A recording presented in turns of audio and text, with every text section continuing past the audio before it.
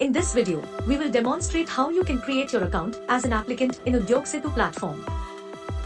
Visit www.udyogasetu.com and go to Sign Up tab in the top right-hand corner.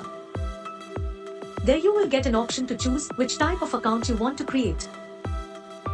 For students, freshers and employees seeking employment, internships and training, click on the Create an Account of Applicant tab.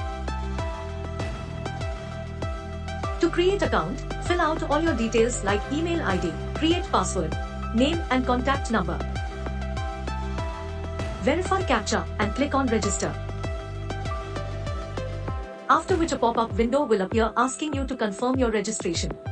A confirmation mail will be sent to your entered email ID. To confirm the registration, click on the link sent to your email address. Clicking on the confirmation link redirects you to Udyogasetu login page.